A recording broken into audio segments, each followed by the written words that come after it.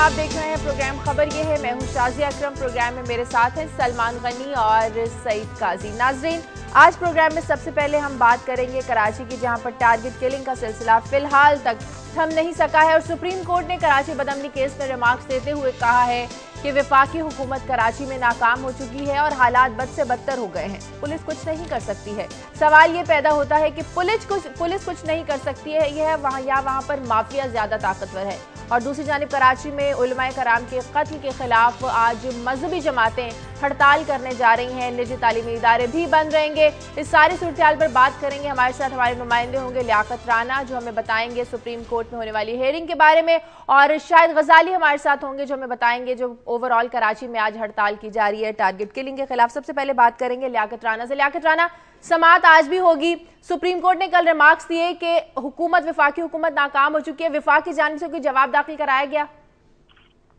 जी शाजियात, वफाकी हुकूमत से कोई जवाब दाखिल तो नहीं करवाया गया। कल डिप्टी अटॉर्नी जनरल पेश हुए थे। उन्होंने जब उनको देखकर जस्टिस जवाद ख्वाजा ने कहा कि आप ये बताएं कि वफाकी हुकूमत इस केस में जो 1.25 साल हो गया है, इतनी टारगेट किलिंग हुई, 2300 से ज्यादा अफराद बेगुनाह कत्ल हो चुके हैं, वफाकी हुकूमत की तरफ से क्या किया गया? अभी तक जवाब दाखिल नहीं किया गया, जिस पर डिप्टी अटॉर्नी जनरल का कहना था कि कराची में बदअमनी को रोकने के लिए ऑपरेशन करने का जो जिम्मेदारी है वो सूबाई हुकूमत की है, जिस पर जस्टिस जवाद ख्वाजा ने उनसे कहा, बरहमी का इजहार करते हुए कहा कि आप आइन का आर्टिकल 147 पढ़े, जिसमें वाज़ेह तौर पे लिखा है कि अगर कोई सूबा अंदरूनी या बैरूनी खल्फशार का शिकार हो जाए तो वफाकी हुकूमत की जिम्मेदारी है कि वो मदाखलत करे। अच्छा लियाकत, ये बताइए, मैं खास तौर पे आपसे पूछना चाहूंगा कि 2-3 बड़े इंपॉर्टेंट रिमार्क्स दिए हैं कल की हेयरिंग में सुप्रीम कोर्ट ने। एक तो उन्होंने कहा कि जो हमें जवाब दाखिल करवाया गया इसमें जिक्र ही नहीं किया गया कि पॉलिटिकल पार्टीज का क्या नेक्सस है इस बत्ते और इस वायलेंस से, और साथ ही उन्होंने ये भी कहा कि जी इससे पहले हुकूमत कह चुकी है कि इनकी बैकिंग है पॉलिटिकल। तो इस पे बताएंगे कि क्या जवाब आया या कोई हुकूमत इस पे कोई रद्द अमल आया हुकूमत का? काजी साहब, जहां तक रद्द अमल का ताल्लुक है तो देखें, सुप्रीम कोर्ट के लार्जर बेंच ने पैरावाइज रिपोर्ट मांगी थी, लेकिन कल सिंध हुकूमत की तरफ से पैरावाइज रिपोर्ट पेश नहीं की गई, बल्कि ये जोर दिया गया कि जो पहले रिपोर्ट पेश की गई है वही उसी में पैरावाइज जवाब है। लेकिन जब उन्होंने वो जवाब पढ़ना शुरू किया तो जो आईजी सिंध ने अपनी तरफ से एक नए वकील खड़े किए थे, उन्होंने जो एडवोकेट जनरल सिंध है उन पर एतमाद नहीं किया। शाह खावर उनकी तरफ से पेश की। जब उन्होंने वो पैरावाइज जो उनके बकौल पैरावाइज रिपोर्ट है पढ़नी शुरू की तो उसमें ये लिखा हुआ था कि जो ये बदअमनी इनको रोकने के लिए ये इकदाम किए, जिस पर जस्टिस जवाद ख्वाजा ने बरहमी का इजहार करते हुए कहा कि जो सुप्रीम कोर्ट के लार्जर बेंच का ऑर्डर है उसमें वाज़ेह तौर पे लिखा है कि जो रिपोर्ट्स आई उसके मुताबिक कराची में जो सियासी जमातें हैं उनमें मिलिटेंट स्विंग हैं, और ये बताएं कि इनको खत्म करने के लिए क्या इकदाम किए गए सियासी जमातों की तरफ से, मसल्ला अफराद को, मसल्ला ग्रुपों को जो यहाँ मुतहरिक ग्रुप काम कर रहे हैं। ये बताएं कि ये जो अदालती कार्रवाई हो रही है कराची की सूरत हाल पर, इस पर खुद हुकूमत पर असरात क्या है? और नंबर 2, जो कराची में उलमा को टारगेट किया जा रहा है उसका मकसद तो मजहबी इंतशार और फिरका वाराना कशीदगी है। ये बताएं कि इसके कराची के अवाम पर क्या असरात हो रहा है, कि क्या कराची के अवाम के अंदर कोई इंतशार तो मौजूद नहीं है? देखें सलमान गनी साहब, यकीनी तौर पे इतनी जो सूरत हाल यहाँ हो रही है, कशीदा सूरत हाल है, उसके असरात अवाम पर भी होते हैं, लेकिन मजमूई तौर पर अगर देखा जाए ओवरऑल कराची के अवाम में आपस में कोई ऐसी वो इंतशार नहीं है। अवाम एक दूसरे से मिलकर रह रहे हैं, तो सदियों से रह रहे हैं, अब भी सूरत हाल ये। लेकिन कुछ सियासी लिसानी या फिरका वारियत पर मबनी जो वाकयात हो रहे हैं उसकी वजह से कुछ मामला खराब भी हो रहे हैं, लेकिन मजमूई तौर पर अवाम आपस में पुरअमन है, आपस में। अच्छा लियाकत, आप ये कह रहे हैं कि अवाम तो पुरअमन है, तो ये लड़ने वाले अवाम में से नहीं है, ये कोई और लोग हैं? देखें काजी साहब, अगर ये लोग आवाम में से होते तो आम लोगों को क्यों मारते? मरने वाले को नहीं पता कि उसको किस जुर्म की सजा दी जा रही, क्यों मारा जा रहा है, मारने वाला क्यों मार के चला गया, और मारने वाले को भी यकीनी तौर पे नहीं पता होता कि उसने इस बंदे को क्यों मारा, क्योंकि उसको एक टारगेट दिया गया, वो टारगेट अचीव करता है और जाके छुप जाता है, रूपोश हो जाता है। ठीक है, बहुत शुक्रिया लियाकत राना आपका। और इसी सारी सूरत हाल पर टारगेट किलिंग के खिलाफ आज कराची में हड़ताल की जा रही है। शाहिद गजाली हमारे से टेलीफोन लाइन पर, उनसे बात करते हैं। शाहिद गजाली, क्या सूरत हाल है इस वक्त कराची की? क्या पब्लिक ट्रांसपोर्ट भी बंद है, दफातर बंद है, तालीमी इदारे बंद हैं? ओवरऑल कराची की सूरत हाल क्या है इस वक्त? जी शाजिया, देखिए कराची की बदकिस्मती रही है कि तवातुर के साथ जो टारगेट किलिंग का जो सिलसिला यहाँ पे जारी है, اور اس حوالے سے گزشتہ روز جمعیت علماء اسلام اور تنظیم المدارس کی تمام جو علماء کرام تھے انہوں نے مل کر یہ ایک ہڑتال کی کال دی تھی، جس کی حمایت ہے جمعیت علماء اسلام نے بھی، جمعیت علماء پاکستان نے، جماعت اہل سنت نے اور مسلم لیگ نون نے بھی اس کی حمایت کی ہے۔ تو آج بھرپور طریقے سے اس ہڑتال کی لیے حمایت کرنے کے بعد آج شہر کے تمام جو شاہراہ ہیں وہ اس میں ٹریفک انتہائی کم ہے، اور جبکہ کاروباری بند ہے کیونکہ آل پاکستان جو کراچی تاجر اتحاد ہے انہوں نے بھی کاروبار بند رکھنے کی بات کی ہے اور 4 بجے تک انہوں نے کہا دکانیں بند۔ شاہد غزالی یہ بتائیں کہ عوام اس ہڑتال کو سپورٹ کر رہی ہے؟ عوام دیکھیں نا، اس بات سے عوام بھی ان کے ساتھ تو اس حوالے سے ہے کیونکہ کراچی کا ہر شخص پریشان ہے، اس جو بد امنی کی جو فضا کراچی میں پھیلی ہوئی ہر شخص پریشان ہے اور وہ اس حوالے سے ہڑتال کے اندر ہے۔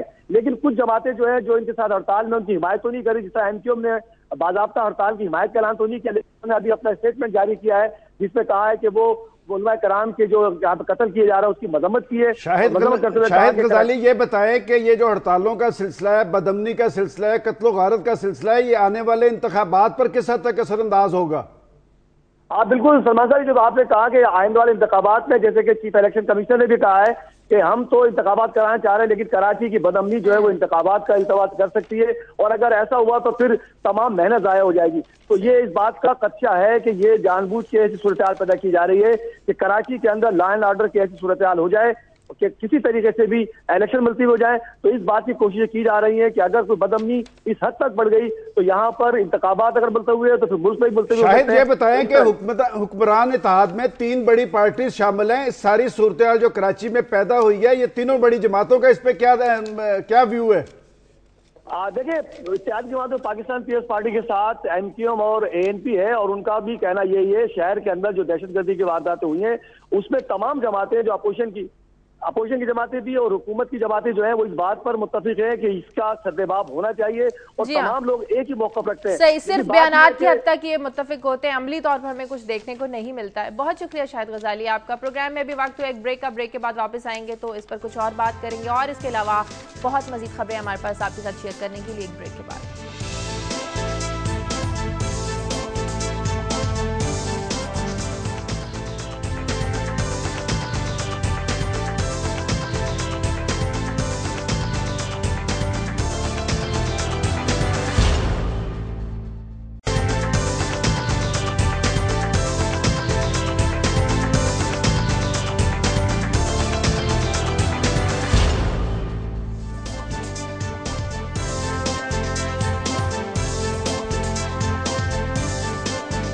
بریک کے بعد خوش آمدید ہم بات کر رہے ہیں کہ کراچی کے حالات اگر ایسے ہی رہے، ایسے ہی ٹارگٹ کلنگ کا سلسلہ جاری رہا تو الیکشن کا انعقاد کیسے ممکن ہو پائے گا۔ سلمان غنی صاحب، جان بوجھ کر بھی تو یہ کوشش کی جا رہی ہے کہ الیکشن کو لیٹ کروایا جائے، ملتوی کروایا جائے تاکہ ان حالات پر جو ہے وہ قابو نہیں پایا جا سکتا۔ دیکھیں شازیہ، ابھی لیاقت رانا اور شاہد غزالی کراچی کی صورتحال کی عکاسی کر رہے تھے کہ کراچی میں دہشت گردی کا راج ہے، اور یہ سلسلہ اب سے نہیں ہے، اس سے پہلے سے یہ سلسلہ کراچی میں رائج ہے، اور میں سمجھتا ہوں کہ وہاں پر اسلحے کی بھرمار ہے، وہاں پر دہشت گردوں کا تسلط ہے۔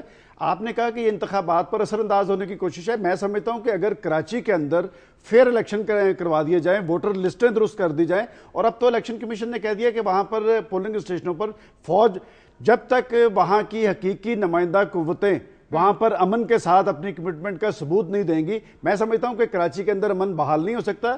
امن کن کی وجہ سے غارت ہوا ہے، دہشت گردی کا رجحان کن کی وجہ سے عام ہوا ہے، میں سمجھتا ہوں یہ اسلام آباد کو پتہ ہے، پاکستان کے حساس اداروں کو پتہ ہے کہ جو لوگ جن کی ذمہ داری تھی وہاں پر حکومتی رٹ قائم کرنا، وہ حکومتی رٹ پہ اثر انداز ہو رہے ہیں، اور آج تک یہ ہے کہ مرض کی تشخیص نہیں ہو سکی۔ اس سے پہلے کئی دفعہ رحمان ملک صاحب کہہ چکے ہیں کہ وہاں پر اسلحے کے خلاف بالکل 100% پتہ ہے، آپ کے اداروں کو 100% پتہ ہے کہ کراچی کے اندر دہشت گردی کرنے والا کون ہے، بھتہ مافیا کون ہے، لینڈ مافیا کون ہے، انڈر ورلڈ کے لوگ کون ہیں۔ پکڑنے کا کیا مقصد ہے؟ نہ پکڑا کیوں نہیں جاتا؟ اس لیے نہیں پکڑا جاتا کہ جن لوگوں نے پکڑنا ہے انہیں کہیں سے ہدایات لینی پڑتی ہیں، کہ ایک ایف آئی آر درج کرنے کے لیے بھی پولیس کو پابند کیا گیا ہے کہ وہ مختلف کوارٹر سے ہدایات لیتے ہیں۔ جب تک آپ کراچی کے اندر قانون کی حاکمیت قائم نہیں کریں گے، قانون پہ لوگ اثر انداز ہوتے رہیں گے۔ شازیہ، اس میں دیکھیں نا، ہم یہ کہتے ہیں جی سٹیٹس کو ہے، جی اسٹیبلشمنٹ سٹیٹس کو رکھنا چاہتی ہے، یہ کراچی کی جو دہشت گردی کا سٹیٹس کو کون رکھنا چاہتا ہے؟ اس کا بینیفیشری کون ہے؟ کل جب ہم نے بات کی تھی اور ایک کوٹ بھی کیا تھا کہ وار از ٹیریبل بٹ ٹیریبلی پروفیٹیبل، تو ایک پروفیٹیبل ایکٹیویٹی ہے یہ ٹیررزم۔ اچھا، اب جن کے پاس دولت کا یہ پہاڑ اکٹھا ہو گیا، اور آج جو خاص طور پہ سپریم کورٹ نے پوائنٹ آؤٹ کیا ہے کہ جو जवाब दिया है हुकूमत ने, उसमें जिक्र ही नहीं है। क्योंकि इससे पहले जब आए थे यहाँ पे रेंजर्स के चीफ आए थे, उन्होंने टेस्टिमनी दी थी सुप्रीम कोर्ट के सामने, तो उन्होंने कहा था कि जी हर पार्टी के यहाँ पे विंग्स हैं। अब क्या हुआ वो हमें बताएं, अवाम को बताएं। और सुप्रीम कोर्ट बार बार यही सवाल पूछ रही है और इसका वो कोई जवाब नहीं देना चाहते। इसका मतलब ये है कि ये स्टेटस को, कौन सा स्टेटस को, ये जो भत्ते का स्टेटस को है, ये जो टारगेट किलिंग का स्टेटस को है, अब अगर से आप खत्म करते हैं तो इसका मतलब ये है कि मुमकिन है बहुत से रूलिंग स्ट्रक्चर खत्म करने पड़ जाए। तो मेरे ख्याल में मेरा ख्याल ये वहां का अगर पुरअमन इंतखाबात करवा दिया जाए, वोटर लिस्टें वहां पर दुरुस्त करवा दी जाए और वहां के अवाम अपना रोल अदा करें। देखें कराची के जो सूरत हाल है, बदमनी की सूरत हाल है, कत्लो गारत है, उसके बराह रास्त मुतासर तो कराची के अवाम हो रहे हैं। ये रोशनियों का शहर था, आज वहां पर जो दहशत गर्दी का राज है, इसमें कराची के अवाम को अपनी जिम्मेदारी का कराची के अवाम मुतासिर नहीं होंगे अगर इलेक्शन नहीं होते, इनेकाद मुमकिन नहीं हो पाता। मैं समझता हूं सिर्फ कराची के अवाम नहीं, पाकिस्तान की मईशत मुतासर हो रही है। अगर कराची में अमन नहीं होगा तो कराची से लेकर खैबर तक उसके बात खत्म कर देते हैं। मतलब बात यह है कि कराची में अगर तो यही रहना है रूलिंग स्ट्रक्चर, तो इसी रूलिंग स्ट्रक्चर के नीचे दहशतगर्दी हो रही है ना। यहाँ पे 15-15, 20-20 साल से यही पार्टियां बैठी हुई है ना, तो यही रहेंगी, तो यही सिलसिला रहेगा। आगे बढ़ते हैं और बात करेंगे वजारत खारजा की। वजारत खारजा ने अपनी एक रिपोर्ट में कहा है कि अमेरिका ने मुसलसल एहतजाज के बावजूद ड्रोन हमले नहीं रोके हैं। पाकिस्तान के पास ड्रोन हमलों के नतीजे में होने वाली हलाकतों के कोई आदाद शुमार नहीं है। इस रिपोर्ट में भारत के हवाले से भी कुछ खदशात जाहिर किए गए हैं। भारत वीजा मुआहदे पर कोई मुस्बत रद्द अमल का इजहार नहीं कर रहा। इस तमाम सारी सूरत हाल पर अपडेट लेते हैं। अवैस सलीम हमारे साथ होंगे अमेरिका से। अवैस, सबसे पहले तो ये बताएं कि CIA के जो नए चीफ आए हैं, सरबराह आए हैं, जॉन ब्रेनन, ये ड्रोन हमलों को सपोर्ट करते हैं? देखिए शाजिया, अभी उनकी नामजदगी हुई है। पिछले 4 साल के दौरान ये सदर ओबामा के इंसदाद दहशत गर्दी के लिए अहम तरीन मुशीर रहे हैं व्हाइट हाउस में, और इनको आर्किटेक्ट समझा जाता है जो अमेरिका का ड्रोन प्रोग्राम है उसका। और ख्याल यही जाहिर किया जा रहा है कि क्योंकि ये खुफिया ऑपरेशंस जो ड्रोन हमलों के अफगानिस्तान, पाकिस्तान, यमन, सोमालिया और अब अफ्रीका के दूसरे ममालिक में चल रहे हैं, वो इनके CIA का सरबराह बनने के बाद उनमें इजाफा होगा। अच्छा sorry Awais, cutting you short, मुझे ये बताएं कि ये जो कल सेनेट की हेयरिंग में एक वाकया हुआ है वाशिंगटन में, ये बड़ा लोग इसे देख रहे हैं और बड़ी मजामत, और हमें लगा कि एक एहतजाज हुआ, रोक देनी पड़ी, इसकी तफसील बताएं। और फिर ओवरऑल यूं लगता है जैसे एक एहतजाजी सियासत अमेरिका में भी शुरू हो रही है, इस बारे में कुछ बताएंगे आप? जी काजी साहब, देखिए एक तो ड्रोन हमलों के हवाले से यहाँ अमेरिकी मीडिया और सिविल सोसाइटी में अब बहुत ज्यादा सवालात उठाए जा रहे हैं। अगरचे उनका बहुत ज्यादा फोकस पाकिस्तान और अफगानिस्तान पर तो नहीं है, लेकिन जब से ये बात आई है कि अमेरिका अपने शहरियों के खिलाफ भी ड्रोन इस्तेमाल कर सकता है जासूसी के लिए और उन्हें निशाना बनाने के लिए, जैसा कि खास तौर पर यमन में अनवर अल-अवलाकी की हलाकत के बाद तफसीलात सामने आई हैं। पिछले दिनों ये सामने आया है कि अमेरिका सऊदी अरब में खुफिया ड्रोन बेस जो है वो पिछले 2 साल इस्तेमाल कर रहा है। तो यहाँ एक रेजिस्टेंस तो है। और कोड पिंक नामी जो तंजीम है जिसने कल इस हेयरिंग के दौरान भी मुजाहरा किया, वो बहुत ज्यादा एक्टिव रहे हैं। उसके अरकान व्हाइट हाउस में भी उन्होंने मुजाहरा किया है। जहाँ कहीं इंतजामिया के अहलकार मौजूद होते हैं वहाँ वो जाते हैं, मुजाहरा करते हैं। कल भी 4-5 दफा उनकी वजह से जो है वो इस हेयरिंग को रोकना पड़ा और बिला आखिर जो है फिर हेयरिंग मुकम्मल तौर पर रोक दी गई, उन लोगों को बाहर निकाल दिया गया, लेकिन उन्होंने अपना एहतजाज जरूर रिकॉर्ड कराया। और एक रिमार्क जो है वो खास तौर पर मैं आपके गोशगुजार करना चाहूंगा। एक खातून ने कमेटी की चेयरपर्सन को मुखातिब करके ये कहा कि क्या आपके बच्चे पाकिस्तान और अफगानिस्तान में मौजूद बच्चों से ज्यादा अहम है कि उनकी जान जो है वो क्या आराम से ले रहा है, और अपने बच्चों की जब बात आई है तो आपको फिर उस पर परेशानी जाहिर हो रही है। जी ठीक है, बहुत शुक्रिया अवैस सलीम आपका। इस वक्त हमारे साथ टेलीफोन लाइन पर मौजूद है इन्वेस्टिगेशन सेल के इंचार्ज रऊफ क्लासरा, इस्लामाबाद से हमें ज्वाइन कर रहे हैं। बहुत शुक्रिया क्लासरा साहब। ये बताएगा कि जो कल वजारत खारजा की एक रिपोर्ट है, इसकी कॉपी भी दुनिया न्यूज को मौसूल हुई है। इस रिपोर्ट में ये कहा गया है कि जितने भी ड्रोन हमले किए जाते हैं पाकिस्तान के पास इसका कोई आदाद शुमार नहीं है, अमेरिका के पास इसका सारा आदाद शुमार है। तो हमारे पास जो फैक्ट्स एंड फिगर्स आते हैं वो हम कहाँ से लेते हैं फिर? जैसे आप अभी बता रहे थे कि सेनेट की अमेरिका की एक कमेटी का इजलास हुआ आज ही, बड़ा इंटरेस्टिंगली कोइंसिडेंटली यहाँ की सेनेट की भी कमेटी का खारजा की जो कमेटी है फॉरेन अफेयर्स की, आज उसका इजलास हो रहा है जिसकी रिपोर्ट हमने वो निकलवाई है तो उसमें बड़े एक तरह की इंटरेस्टिंग और आप कह सकते हैं कि लेजीनेस का जो मुजाहरा आया है हमारी तरफ से कि पिछले 8 साल से पाकिस्तान ये शोर तो मचा रहा है कि यहाँ पे ड्रोन अटैक्स हो रहे हैं, लेकिन इस रिपोर्ट से ये पता चलता है हुकूमत पाकिस्तान के पास, न फौजियों के पास, न सिविल इंतजामिया के पास, न फॉरेन ऑफिस के पास कोई अपने फिगर जिनके नहीं है। और इवन जो रिपोर्ट पेश की गई है ये बड़ी लाफबल किस्म की रिपोर्ट है। उसमें उन्होंने अपने अंदाजों से बताया कि इतने % ये हो सकता है पॉसिबिलिटी। मसलन उसमें एक लिखा हुआ है उसी रिपोर्ट में कि वो ये कहते हैं कि पाकिस्तान में जो मरने वालों की तादाद है वो ये बिटवीन 1500 से लेके 3200 के दरमियान हो सकती है, ये उनकी रिपोर्ट अपनी बता रही है। उसमें फिर परसेंटेज दे रहे हैं कि इसमें सिविलियन जो मारे गए वो हो सकता है 15 से 23-23% के करीब हैं। तो इससे ये पता चलता है कि रऊफ क्लासा साहब ये भी बता दें, आपने जैसे कि बताया कि हमारी वजारत खारजा की ये रिपोर्ट जो है और इसमें उनकी दिलचस्पी भी जाहिर हो गई, क्या ये ड्रोन हमलों के सिलसिले को हमारी हुकूमतों की तायीद हासिल नहीं रही? ये तो मैं आप ये नई किताब है ये जनरल शहद अजीज साहब की, उसमें भी उन्होंने इंकशाफ किया है। उन्होंने कहा जी ये जनरल मुशर्रफ और कोर कमांडर जो थे उस वक्त के 2004 में उन्होंने अप्रूव किया था कि आप अमेरिका को आप इजाजत देंगे और हम लोग उन्हें बैठ के उस वक्त उनको इजाजत दी थी। लेकिन क्लासरा साहब अगर अदाद शुमार देखे जाएं तो जनरल मुशर्रफ के दौर के बाद जो हमारी मौजूदा जमहूरी हुकूमत है उसके दौर में तो उससे कई गुना ज्यादा ड्रोन अटैक्स हुए और हमारे ज्यादा लोग मारे गए। जी बिल्कुल ठीक है। 44 अटैक इसी रिपोर्ट में बताया गया कि पिछले साल 2012 में 44 ड्रोन अटैक हुए। और इसमें एक और सलमान गनी साहब बड़ी इंटरेस्टिंग चीज है, इसमें जो आप कह सकते हैं हमारी मुनाफिकाना किस्म की पॉलिसी है इस रिपोर्ट से सामने एक तरह की रिफ्लेक्ट हो रही है कि एक तरफ हमें ये बताया जा रहा है कि ड्रोन से नुकसान हो रहे हैं पाकिस्तान को या पाकिस्तान की ह्यूमन राइट्स की अब्यूजेस हो रही हैं, और दूसरी तरफ उसमें ये भी लिखा हुआ है कि मरने वालों में 2400 से ज्यादा जो हैं वो टेररिस्ट हैं, अलकायदा के लोग हैं, तालिबान साहब। ये तो फिर वही पॉलिसी हुई कि जालिम सुल्तान से पूछ के हम कलमा हक बुलंद करते हैं या एहतजाज करते हैं।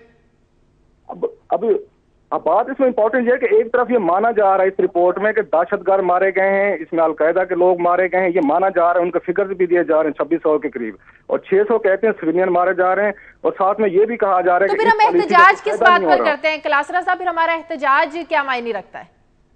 इसलिए तो दुनिया हमें कहती है कि जी या तो ओनरशिप दें, अगर पाकिस्तान हुकूमत ने उनको बताया हुआ है, अंडरस्टैंडिंग है, जैसे सलमान गनी साहब अभी कह रहे थे, तो आप इस चीज का एतराफ करें, लोगों को बताएं कि ये ड्रोन अटैक से हमारे लिए बेहतर है। जब आपको ये खुद उसमें कह रहे हैं अपने रिपोर्ट में कि 2600 से ज्यादा टेररिस्ट अलकायदा और तालिबान के मारे गए, एक तरफ तो आपका ये स्टैंड है कि इनकी वजह से जो टेररिस्ट है पाकिस्तान के लिए खतरात हैं हमारे जाते हैं। हमारी तो बड़ी मौसर रेजोल्यूशंस मौजूद हैं जो हमारी पार्लियामेंट के अंदर मंजूर करवाई गई ड्रोन अटैक्स के खिलाफ, तो हमारी फिर हुक्मरानों की हैसियत तो सबको पता है, लेकिन हमारी पार्लियामेंट की हैसियत क्या थी?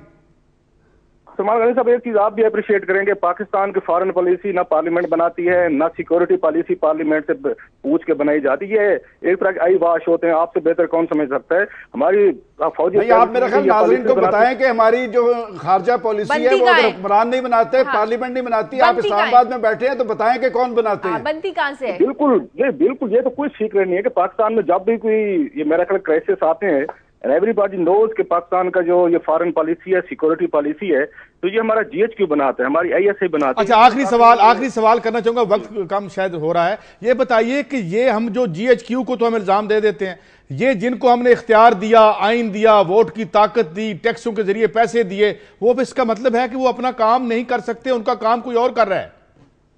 ये मेरा ख्याल है सईद काजी साहब, ये बड़ा आपका खूबसूरत सवाल है कि जब से भुट्टो साहब को फांसी हुई और नवाज शरीफ साहब को कैद किया गया था, मेरा ख्याल उसके बाद पाकिस्तानी पॉलिटिशियंस ने ये अपना राइट सरेंडर कर दिया था कि हम अपनी आजादाना फॉरेन पॉलिसी, सिक्योरिटी पॉलिसी नहीं चलाएंगे।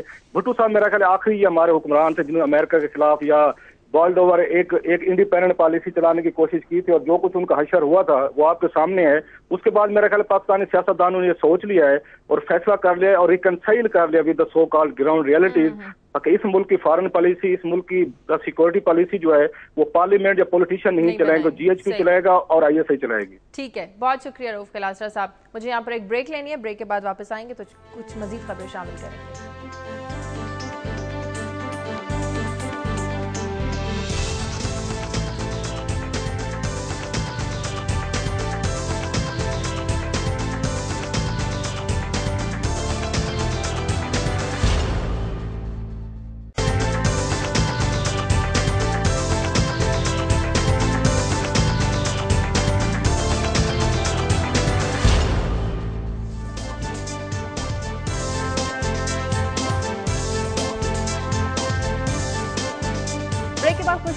बात कर रहे हैं कि कराची के हालात अगर ऐसे ही रहे, ऐसे ही टारगेट किलिंग का सिलसिला जारी रहा तो इलेक्शन का इनेकाद कैसे मुमकिन हो पाएगा। सलमान गनी साहब, नामालूम अफराद कह के हमेशा हम जान छुड़ा लेते हैं, पुलिस भी इस तरह करती है। देखिए शाज़िया, इसमें मैं अभी आपको कुछ देर पहले भी बता रहा था कि ये नामालूम अफराद नहीं है। वहाँ पर आपके जो इंतजामी अदारे मौजूद हैं, पुलिस है, रेंजर्स हैं, हसास अदारे हैं, उनको सबको बात है कि कराची के हालात की तशखीस किसने करनी थी? हुकूमत ने करनी थी। मैं समझता हूं कि सबसे ज्यादा अगर कराची की सूरत हाल के हवाले से मुजरमाना किरदार है तो वो इस्लामाबाद का है कि आखिर कराची के असरात पूरे पाकिस्तान पे आते हैं, लेकिन इस्लामाबाद ने वहां पर सूरत हाल को ठीक करने के बजाय वहां की हुकूमत की तायद की है। और वहां पर कौन लोग हैं कि वहां पर तीनों बड़ी पार्टीज की हुकूमत है, हुकूमत मौजूद है लेकिन हुकूमती रिट मौजूद नहीं। सही। प्रोग्राम में आगे बढ़ते हैं और बात करेंगे मियां नवाज शरीफ की, जो कि तालिबान से मुज़ाकरात के हामी निकले। मुस्लिम लीग नून के कायद ये कहते हैं कि जंग और ताकत आजमाई किसी भी मसले का हल नहीं है। हुकूमत तालिबान की तरफ से मुज़ाकरात की पेशकश को मुस्बत अंदाज में ले और इस पर संजीदगी से गौर करे। काजी साहब, जो सैफरी की मुज़ाकरात हुए, इसमें भी पाकिस्तान को मुज़ाकरात करने की जो है वो दावत दी गई है, शामिल करने की दावत दी गई है। मेरे ख्याल में जो मियां नवाज शरीफ का ये कहना है कि मुज़ाकरात को संजीदगी से लिया जाए, बिल्कुल पुरअमन तरीका ही हो सकता है इन तमाम मसाइल से छुटकारे। अच्छा शाज़िया, एक बड़ी पुरानी सेंग है कि तारीख अपने आप को दोहराती है। यहाँ भी तारीख अपने आप को दोहरा रही है, और वो इस तरह से कि ये जो तालिबान थे ये दोस्ती हुआ करते थे अमेरिका के भी पहले, फिर ये बाद में दुश्मन बन गए। अब अमेरिका की पॉलिसी भी बदली है और मियां साहब की पॉलिसी भी। इन पे तो पहले ये इन पे इल्जाम था, ये इसको इस्तेमाल करते थे इनके पॉलिटिकल अपोनेंट्स कि जी तालिबान के साथ इनके लिंक्स हैं ताकि मियां साहब को या इनकी पार्टी को इररेलेवेंट बना दिया जाए इंटरनेशनली। अब खेल और हो गया। अब 26 बंदे तो हमने खुद आज रिपोर्ट आई है कि तालिबान के लीडर्स को हमने रिहा किया है, और वो कह रहे हैं जी नवाज शरीफ साहब और ये JUI और जो जमात इस्लामी है वो हमसे आके बात करें। तो मगर ये कितना एक बेईमाना खेल हुआ, कितना मजाक हुआ यहाँ पे। जिनके साथ हम लड़ते रहे आज उन्हीं को हम उनके साथ हम हाथ मिला रहे हैं, और आज क्या फिर हम उनके साथ, लेकिन हाथ मिलाने के जब हम मुज़ाकरात करेंगे तो फिर क्या कुछ गिव एंड टेक होगा ना। तो ये तो वो लोग थे जिनको खत्म करना बड़ा जरूरी था, तो अब इनको हम दोस्त बना रहे हैं। तो ये देखे ना, पहले मैं थोड़ा सा अर्ज कर दूं, ये पावर में थे नवाज शरीफ साहब जब ज़िया उल हक के दौर में ये पॉलिसी बनी और हमने ये सारा खेल मचाया, ये रिस्पॉन्सिबल है इसके। उस वक्त तो ये लड़ रहे, इनके साथ मिलके रूस के साथ लड़ रहे थे मुबैना तौर पे, फिर जाए तो फिर जनाब ये दो इस हद तक ये सारी जो बात है, मैं आखिरी फिक्र कहने लगा हूं कि अमेरिका में पॉलिसी बदलती है तो यहाँ की पॉलिटिकल पार्टियों की पॉलिसी भी बदल जाती है। वो जो दहशतगर्द हैं वो मुजाहिदीन बन जाते हैं, ये मुजाहिदीन और दहशतगर्द की तब्दीली में यहाँ के लोग बर्बाद। अगर अमेरिका ने पॉलिसी बदल ली है, मैं नहीं समझता कि अमेरिका ने अपनी पॉलिसी बदली है। जो बात आपने की है, मेरा ख्याल नाज़रीन को ये तस्दीक जरूर करवा देनी चाहिए कि ये पेशकश तालिबान की तरफ से आई है, और उन्होंने कहा कि अगर सैयद मुनव्वर हसन, मौलाना फजलुर रहमान और नवाज शरीफ उन्हें गारंटी करें तो वो मुज़ाकरात की मेज पे आ सकते हैं। इन्होंने दुरुस्त हवाला दिया सैफरी की कॉन्फ्रेंस जो लंदन में हुई है, वहां पर वाशिंगटन और काबुल ने कहा कि इस्लामाबाद को अपना रोल अदा करना चाहिए तालिबान से मुज़ाकरात के लिए। तो ये भी पता चलना चाहिए कि तालिबान की वो हुकूमत जिसने अफगानिस्तान में अमन कायम किया था, उसे सबसे पहले किसने तस्लीम किया था? पाकिस्तान की प्राइम मिनिस्टर बेनजीर भुट्टो साहिबा ने। और अगर नवाज शरीफ साहब ये बात कर रहे हैं तो ये बात दुरुस्त है। इस तालिबान की और अफगानिस्तान की सूरत हाल के बराह रास्त असरात किस पे हुए हैं? पाकिस्तान पे। कराची से लेकर खैबर तक दहशतगर्दी, तखरीबकारी, बदअमनी हमने जी ली है। नुकसान अरबों रुपए का पाकिस्तान का हो रहा है। और अगर बैठकर अगर अमेरिका जैसी सुपर पावर पत्थर चाटने पर मजबूर हो गई है, वहां से निकल रहे हैं, तो हम बैठ के पाकिस्तान के अंदर रोज दहशतगर्दी की नजर होते हैं। हमारा सारा सनती अमल तबाह हो गया है। अगर पाकिस्तान की सियासी लीडरशिप बैठ के मुज़ाकरात करे, देखे तालिबान की दो किस्में हैं, एक अफगानिस्तान के तालिबान है, उन्होंने पाकिस्तान का एक कमीशन बना दे कि इनके साथ जो आपने कोल्ड वार में जाके बैठे थे, जब आपने इनको बनाया था, दो किसान सारे बैठे हुए थे ना। एक अफगानिस्तान के तालिबान है, उन्होंने पाकिस्तान को कभी टारगेट नहीं किया। ये पाकिस्तानी तालिबान की तरफ से पेशकश आई है। ये जो बैठकर आप मुज़ाकरात करें, देखे हर मसले का दुनिया के अंदर 21वीं सदी है, अमेरिका पत्थर चाट चुका है। हमें किस लिए पत्थर आपने चटवा दिए अवाम को, इन पॉलिटिशियन ने। जब आप कोल्ड वार में पॉलिसियां बना रहे थे, जब आप जंग कर रहे थे वहां जाके, यही हुक्मरान बैठे थे जिनसे तालिबान अब हाथ मिला रहे हैं। पत्थर चाट चुका है। आपने क्या किया इस मुल्क के साथ? ये सारी दहशतगर्दी का खेल आपने खड़ा कर दिया। ये हुक्मरान थे, यही प्राइम मिनिस्टर थे, यही सारे बर्बादी पाकिस्तान को हो रही है। हमें ये लड़ाई नहीं चाहिए, बात करने दें। हमारी लड़ाई नहीं है, अमेरिका की लड़ाई है, और अमेरिका के साथ पाकिस्तान को कल ये दोस्त थे, इनके साथ मिलकर आप लड़ते रहे कोल्ड वार में। 85 में कौन थे प्राइम मिनिस्टर यहाँ पे? यहाँ पे किसकी हुकूमत थी? अब दोस्त थे, फिर दुश्मन बन गए, अब फिर दोस्त बन गए। क्या ड्रामा लगा रखा है? इसका मतलब पॉलिसी अमेरिका तब्दील करता है। मैं समझता हूँ, देखिए एक बात मैं जरूर करूंगा کہ اس لڑائی کی وجہ سے پاکستان تباہی اور بربادی کے عمل سے دو چار ہے. طالبان سے اگر امریکہ مذاکرات کر سکتا ہے تو ہم کیوں نہیں کر سکتے؟ میں اس کے خلاف نہیں ہوں، مگر جنہوں نے یہ پالیسی بنائی تھی جو طالبان کے ساتھ وہاں جنگ کرنے گئے تھے، جو بعد میں معافیاں مانگتے پھرتے ہم ضیاء الحق کے ساتھ، انہوں نے اس ملک کو عذاب دیا 85 سے لے کے اب تک. کی شکست کا ملبہ پاکستان پر ڈالنے کی کوشش کی جا رہی ہے. ہمیں بیٹھ کے مذاکرات کرنے چاہیے. کریں مذاکرات، مگر یہ کیا ڈرامہ لگا رکھا ہے؟ کبھی لڑتے ہیں کبھی مذاکرات کرتے ہیں. عوام سے شرائط دیکھیں. بات یہ کہ وہ جو بات کہتے ہیں جی یہ ہتھیار، رحمان ملک صاحب کہتے ہیں ہتھیار پھینکے، ہتھیار پٹھانوں کا زیور ہے. بات ہے کہ آپ اس طرح کی شرائط کریں گے تو یہ تباہی اور بربادی کا عمل جاری رہے گا. اس میں ایک بات، یہ کوئی نواز شریف کی بات نہیں ہے، پیپلز پارٹی کے سنجیدہ ایلیمنٹ سے بھی پوچھیں، وہ بھی کہیں گے کہ مذاکرات کریں گے. یہ برداشت ہم کر رہے ہیں. مذاکرات کی بات نہیں کر رہا، مگر اتنی مضر جو پالیسیز بناتے رہے آپ 85 سے لے کے اب تک، ان کو تو پوچھیں وہ کون تھے جو آج سارے پھر جمہوری لیڈر بن کے ہمارے سامنے بیٹھے. جنرل مشرف صاحب کہاں گئے جنہوں نے یہ پالیسی بنائی تھی، جنہوں نے ہوائیں فضائیں دی؟ یہ ضیاء الحق نے بنائی تھی. ضیاء الحق نے بنائی تھی، مشرف بہت بعد میں آئے تھے. یہ ضیاء الحق کی پالیسی تھی اور ان کے ساتھ کون تھے آپ کو بھی پتہ ہے. تو ہمیں بھی میرے خیال میں مذاکرات ہی کرنے چاہیے. میں سمجھتا ہوں کہ مذاکرات کے علاوہ کوئی حل ہے ہی نہیں ہے. اگر انہوں نے پیشکش کی ہے اسے سنجیدگی سے لینا چاہیے. بالکل. پروگرام میں وقت ایک بریک کا، بریک کے بعد واپس آتے ہیں.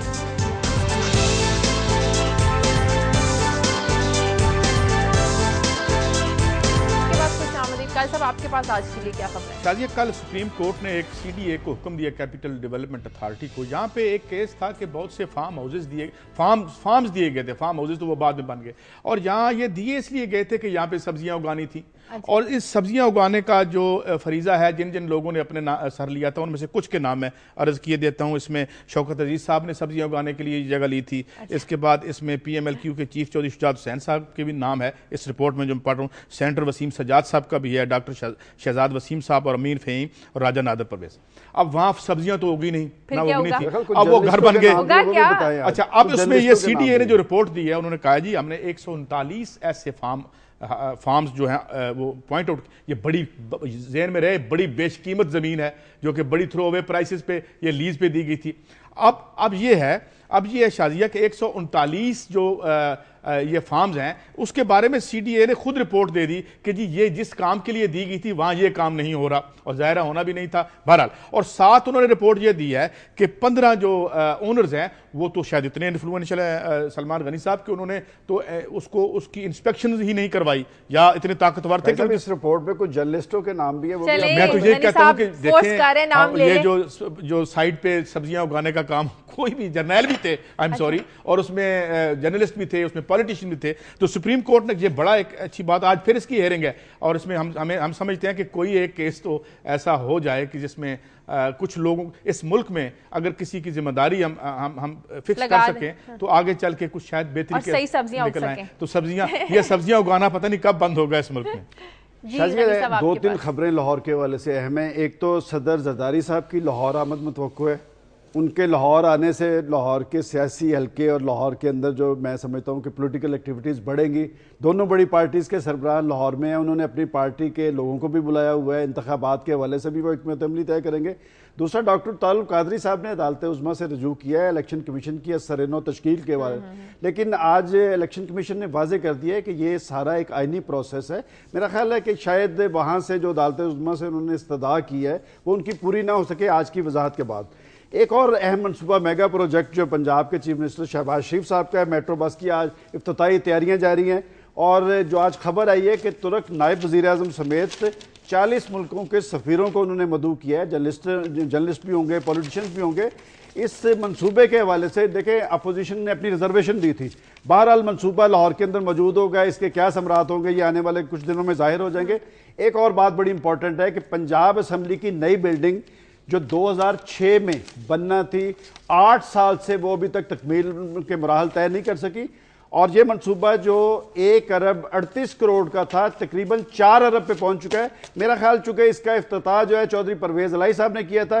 میں سمجھتا ہوں کہ پنجاب گورنمنٹ نے اس کے لیے فنڈز نہیں دیے ہوں گے کہ شاید یہ اس کا کریڈٹ ایسے ہی ہے جیسے وزیر آباد کا ایک پنجاب انسٹیٹیوٹ آف کارڈیالوجی وزیر آباد میں بنا ہے وہ آج تک پایا. میں سمجھتا ہوں کہ یہ قومی سرمایہ کا ضیاع ہے کہ اگر پنجاب اسمبلی کی بلڈنگ تکمیل کے مراحل پہ پہنچے گی تو اب نئی اسمبلی آنے والی ہے. اراکین اسمبلی کی تعداد بہت بڑھ گئی ہے کہ اس اربوں روپے کا جو نقصان ہوگا پنجاب کے خزانے سے اس کا ذمہ دار کون ہوگا, اس کا تعین لیکن یہ کریڈٹ لینا چاہتے ہیں نا اس کو, اس لیے اس کو کمپلیٹ نہیں کر رہے. دیکھیں 8 سال ہو گئے, یہ منصوبہ 2 سال میں کمپلیٹ ہونا تھا اور صرف اس میں یہ نہیں ہوا کہ 6 سال اس میں اضافی لگ گئے. اس میں تقریباً 3.5 ارب روپے کا اور ضیاع ہوا ہے. اس کا ذمہ دار کون ہے, اس کا تعین جب تک نہیں ہوگا میں سمجھتا ہوں کہ یہ سلسلہ پاکستان میں جو ہے وہ جاری رہے گا. اچھا شازیہ, میں اپنی اگلی سٹوری پہ جاتا ہوں, پھر وقت کم ہوگا شاید, کہ لاہور ہائی کورٹ نے پاسکو جو ایک 4 لاکھ میٹرک ٹن گندم خرید رہی تھی اس کی خریداری روک دی ہے کیونکہ اس میں ایک اس کے سامنے میٹر لایا گیا تھا جس میں یہ بتایا گیا تھا کہ یہ خریدنے کا عمل جو ہے وہ اللیگل ہے. اور وہ اللیگل اس لیے ہے کہ اس میں جو ہے بڈز انوائٹ نہیں کی گئی اور اس کے ساتھ یہ الیج کیا گیا ہے کہ پاسکو جو ہے یہ اس کو بہت مارکیٹ سے کم قیمت پر فروخت کر رہی ہے. ابھی یہ کیس سب جوڈس ہے, میں اس کے ہمیں نہیں پتا, عدالت ہی فیصلے کرے گی اور انہی کا منصب ہے. لیکن یہ اگر کھیل ایسا ہی ہے تو اس کا مطلب یہ ہے کہ یہ اربوں کا ہیر پھیر تھا. تو اس میں یہ سپریم کورٹ کا ایک بڑا مستحسن اقدام ہے کہ انہوں نے اس کی جو پروسیڈنگز ہیں اور جو خریداری ہے وہ روک دی ہے. یہ اس خبر کو سامنے لانے کا مقصد شازیہ یہ ہے کہ ہم جو روتے ہیں نا کہ جب ہم کشکول اٹھا کے باہر جاتے ہیں, جب ہمیں پتہ چلتا ہے ہم تو ڈیفالٹ کر رہے ہیں, ہمیں پتہ چلتا ہے جی کہ ہم تو خدا نخواستہ ساورن ڈیفالٹ میں ہیں, ہم جو ہماری ریاست جو ہے وہ ایک اکنامک کرائسس میں, اس کی کیا وجہ ہے؟ یہ اربوں کا ڈیلی کا جو ہیر پھیر ہے. میں سمجھتا ہوں جو فگر آپ کو دے رہے ہیں نا جو نیب والے, وہ شاید اس سے بھی بڑھ کے یہ معاملہ ہے. مگر اس میں تکلیف دہ بات کیا ہے؟ تکلیف دہ بات یہ ہے کہ جب بھی کسی کو پکڑ, یہاں لاہور ہائی کورٹ نے پکڑا عاصم ملک کا کیس, وہ جو فیوچر کنسرن والا تھا وہ کہاں ہے, توقیر صادق کہاں ہے, اب یہ سامنے آ گیا. کورٹ مجھے کہنا پڑتا ہے کہ وہ کورٹ جو ہے وہ اس بات کو پروسیڈ کرتی ہے, مگر وہاں پہ پھر بعد میں وہ ابھی پی آئی سی کا کیس تھا, یہ جو بندے مر گئے, کدھر گئی رپورٹ, وہ 2 دفعہ ہائی کورٹ نے کہا تو پھر پنجاب گورنمنٹ نے وہ پیش کی, مگر ابھی تک کسی نے اس پہ ذمہ داری فکس نہیں ہوئی. بندے 150 مر گئے. کیوں شازیہ؟ کیونکہ بندے جو ہیں وہ غریب لوگ تھے, عام لوگ تھے, وہ ووٹر تھے, خواص نہیں تھے. خواص ہوتے تو شاید. صاحب میں آپ کی خبروں کی طرف آتی, مجھے کال لینے دے. زینب ہے لاہور سے. ہیلو شازیہ. السلام علیکم. وعلیکم السلام, اور دونوں بھائیوں کو بھی السلام علیکم. جی وعلیکم السلام. تو مجھے بس ایک بات کہنی تھی, ایک مجموعی طور پہ ہر روز ایک سپریم کورٹ کی خبر ہوتی ہے, فلاں نے یہ جمع کرا دیا, فلاں نے یہ جمع کرا دیا, فلاں نے یہ جمع کرا دیا. آپ چیف جسٹس کو وہ جانور کہانی سنی ہوئی نا, روز روئی لے کے جاتا تھا, دریا سے گزرتا تھا, ایک دن اس کے مالک نے اس پہ نمک لاد دیا اور وہ بیٹھا ہے پانی میں تو وہ بھاری نہیں ہوا, بہ گیا, نہیں روئی لاد دی تھی, سوری, روز نمک لے کے جاتا تھا. چیف جسٹس کا حال پولیٹیشنز نے وہ کر دیا ہے. ایسا نہ ہو کسی دن روئی لادے وہ لے کے جائیں اور پانی میں بیٹھے کے بیٹھے رہے. ان کو عدل جہانگیر لگانا چیف جسٹس صاحب کو یا صدر پاکستان لگانا. جو زینب بھی بات کر رہی ہیں کہ اگر ہماری حکومتوں نے اپنی ذمہ داری پوری کی ہوتی تو سارا لوڈ پاکستان کی عدالتوں میں نہ آتا. میری ایک آخری خبر تھی, چونکہ آج لاہور کے اندر ایک اور پولیٹیکل ڈیولپمنٹ ہو رہی ہے کہ پاکستان پیپلز پارٹی اور مسلم لیگ کاف کے درمیان جو مذاکراتی عمل جاری ہے ان کی انتخابی حکمت عملی کے حوالے سے, آج اس کا دوسرا دور لاہور میں ہو رہا ہے. چودھری شجاعت صاحب کاف لیگ کی قیادت کریں گے اور میاں منظور احمد بٹو. یہ انتخابی ایڈجسٹمنٹ ہو رہی ہے اور میرا خیال میں ان کے درمیان جو ابھی تک جس چیز پہ اتفاق نہیں ہو پا رہا وہ انتخابی نشان ہے. پیپلز پارٹی چاہتی ہے کہ کاف لیگ ان کے ساتھ مل کر تیر کے نشان پہ, جبکہ کاف لیگ کا یہ کہنا ہے کہ وہ اپنے نشان سائیکل پہ انتخاب لڑیں گے. آج دیکھتے ہیں کہ دوسرے دور میں کیا ہوتا ہے. صحیح. ایک اور کالر ہے اسلام آباد سے, عبدالرزاق. ہیلو. جی میں یہ پوچھنا چاہتا ہوں آپ سے, پلیز اپنے ٹی وی کا والیوم میوٹ کر دیجئے, پھر ہم آپ کی آواز ٹھیک طریقے سے سن پائیں گے. یہ میں بند کرتا ہوں. جی جی بولیے, ٹائم بہت کم ہے. میں آپ سے یہ پوچھنا چاہ رہا تھا کہ یہ آپ نے جو سی ڈی اے کے فارمز ہیں ان کی بات کی, تو قاضی صاحب آپ بڑی حق پرستی کی باتیں کرتے ہیں. میں آپ کا پروگرام روزانہ سنتا ہوں بیٹھ کے. جی بولیے.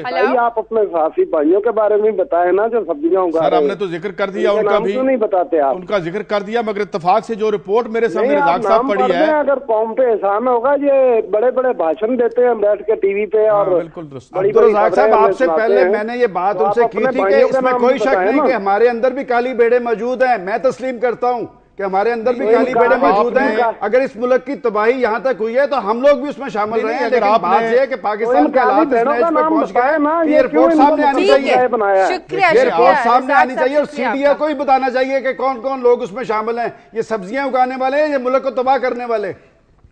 اچھا میں یہ عرض کرتا اگر انہوں نے پورا سنا ہوتا تو ہم نے صحافیوں کا ذکر کیا تھا, مگر اتفاق سے جو میرے پاس رپورٹ آئی ہے صحافیوں کے نام نہیں ہوں گے, صحافیوں کے بھی ہوتے تو بخدا ہم پڑھ دیتے. میں آپ عرض کرتا ہوں نام نہیں دیتے. ایک خبر آخری ہے اگر ٹائم ہے, یہ جو P S M Pakistan steel mill کے حوالے سے جو چیمہ صاحب ہمارے وزیر ہیں پیداوار کے, انہوں نے ہمارے ہاؤس کو بتایا ہے, پارلیمان کو بتایا ہے کہ جی پچھلے 5 سالوں میں جو وہاں کرپشن ہوئی ہے کوئی 40 سے 50 ہزار میگا ٹن جو را مٹیریل تھا اس میں یہ بنگلنگ ہوئی ہے. اب اس کی انہوں نے یہ تفصیل نہیں دی کہ اس کے پیسے کتنے بنتے ہیں. معین آفتاب صاحب اور اصغر صاحب جو ہیں یہ جو چیئرمین ہیں اس کے سابقہ, ان پر یہ کیسز چل رہے ہیں. مگر اس سے پہلے یاد ہے آپ کو ہم نے سٹوری دی تھی, اس پہ ہم ابھی اور بھی کام کریں گے کہ جو اکاؤنٹیبلٹی کورٹس تھیں وہاں پہ کراچی میں, وہاں ان کی اپائنٹمنٹ ہی نہیں ہو رہی تھی, ایک عرصے تک تو وہی نہیں ہوئی. اب ان کا کیا سٹیٹس ہے, وی لک انٹو دیٹ. لیکن بات یہ ہے کہ یہ خود حکومت کے وزیر پیداوار بتا رہے ہیں کہ ہم کیا کرتے ہیں, پہلے اس کو برباد کرتے ہیں,